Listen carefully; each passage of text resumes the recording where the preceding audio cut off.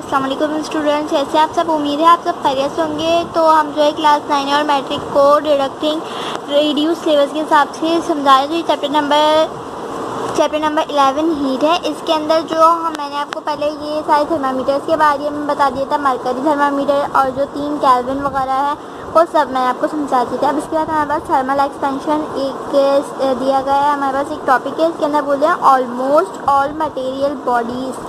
Almost यानी कि अमूमन सारी, यानी कि ऑलमोस्ट ज़्यादातर जो सारी, यानी कि all material bodies were there solid liquid और गैस। इन मटेरियल बॉडीज़ जो वेयर देयर यानी जो भी गैस में मौजूद है, लिक्विड में मौजूद है या सॉलिड यानी ठोस की शक्ल में मौजूद है, वो जो है एक्सपेंड ऑन हीटिंग यानी कि बढ़ जाती है हीट देने से। These expansion is also called thermal expansion। इस चीज़ को हम थर्मल एक्सपेंशन कहते हैं। यानी ये कह रहे हैं किसी भी चीज़ को हीट देने से वो बड़ा हो जाता है। अब जैसे कि अब हम करेंगे प्लास्टिक हम वो बोलेंगे कि एक सॉलिड है। अब हम प्लास्टिक को पिघालते क्या होता है, वो बढ़ जाता है। तो इसके अंदर भी हमें यही बात बता रहे हैं कि थर्मल एक्सपेंशन। इसके बाद हमारे पास सब टॉपिक अलग ये थर्मल एक्सपेंशन ऑफ सॉलिड, सही है। अब इसके अंदर कह रहे हैं ये जो डेरिवेशन है इस मोस्ट इम्पॉर्टेंट, यानी कि आप 11 यानी 10 चैप्टर जो मौजूद है इनमें से ये वाली मोस्ट इम्पॉर्टेंट, ये बहुत ज़्यादा इम्पॉर्टेंट है ये वाली। इसमें कह रहे हैं on dimensional thermal expansion that is expansion doing along solid body on heating is called linear thermal expansion। यानी कि डायमेंशनल थर्मल एक्सपेंशन यानी कि कोई भी ऐसी चीज़ मैंने बताया कि थर्मल एक्सपेंशन वो है जो हीट देने से बड़ी हो जाती है। Along with their heat length यानी कि उसकी लेंथ बढ़ जाती है। Along solids in heating is called linear thermal expansion. जो कि सॉलिड के अंदर हो उसे हम linear thermal expansion of solids कहते हैं, और जो लिक्विड के अंदर हो वो हम उसे volume thermal expansion of liquid कहेंगे। अच्छा, इसके अंदर हम linear thermal expansion of linear है तो उसे हम ऐसे शो करेंगे। उसके बाद इसके अंदर हमारे पास टेंशन यानी कि टेम्परेचर लग रही है, तो इसके अंदर ये डेल्टा टी इसलिए इस्तेमाल हो रहा है कि वो हमने उसकी लेंथ चेंज करी। सपोज जैसे कि हमने एक ये बॉडी है, अब हमने इस बॉडी को हीट देने के बाद वो एक्सटेंड हो गई यानी कि वो बढ़ गई। तो ये जो बॉडी हमारी कहलाएगी,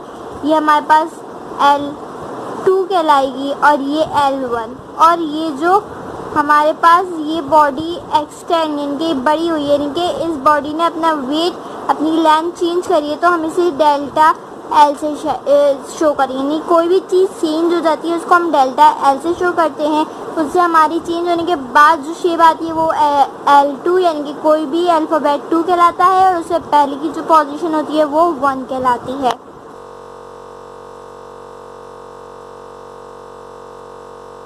पहले दे सकते हैं कि delta L is directly proportion to delta T, यानी कि लेंथ डायरेक्टली लेंथ बढ़ रही है तो टेम्परेचर भी बढ़े, यानी कि हमने टेम्परेचर एक चीज़ को बढ़ाई तो उसकी लेंथ भी बढ़ गई। इसी तरह यहाँ बताया कि delta N is directly proportion to the L1, क्योंकि ये डेल्टा यानी कि जो लेंथ चेंज हुई है वो किसकी मदद से हुई है, ये लेंथ आगे की हमारी चेंज हो गई। ये लेंथ चेंज हुई किसकी मदद से हुई, क्योंकि L1 अगर L1 था तो वो चेंज हुई थी ना, इसलिए वो इसके डायरेक्टली प्रोपोर्शनल। और डायरेक्टली प्रोपोर्शनल हटाने के लिए हमें कांस्टेंट लगाना पड़ता है, फिर इज इक्वल्स टू आता है और हमारे प्रोपोर्शनल का साइन चला जाता है। अब हम क्या करेंगे, कंबाइनिंग बोथ साइड इक्वेशन, इन दोनों इक्वेशन को आपस में कंबाइन करवा देंगे।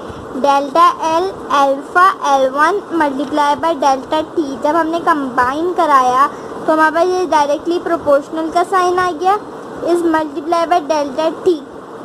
2 दफ़ा L था, हमने एक दफ़ा लिख लिया, L1 आ गया और मल्टीप्लाई बाय डेल्टा T। अब हमने ये हमारे पास अल्फ़ा है, हमने ये अल्फ़ा है और ये डायरेक्टली प्रोपोर्शनल का साइन है, इज इक्वल्स टू हटा के अल्फ़ा कांस्टेंट लगाया L1 एंड डेल्टा T। और हम इसको इस तरह भी लिख सकते हैं कि अल्फ़ा T हमने बाहर लिख लिया क्योंकि कांस्टेंट हमें मालूम करना है। फिर डेल्टा L आ गया, L1 directly proportional to the change of temperature. ये हमारे पास एक इक्वेशन बन गई और ये हमारे पास एक डेरिवेशन सॉल्व हो गई। सो ईजी, आप एक दफ़ा पढ़ेंगे, बहुत ज़्यादा मोस्ट इम्पॉर्टेंट है कि आपके 10 चैप्टर में से ये तो लाजमी आएगी। एक ये वाली होती थी, एक टेंशन वाली होती थी, टेंशन वाली इस बार नहीं है, तो ये वाली तो लाजमी आपके पास लगेगी क्योंकि बहुत ज़्यादा इंपॉर्टेंट है।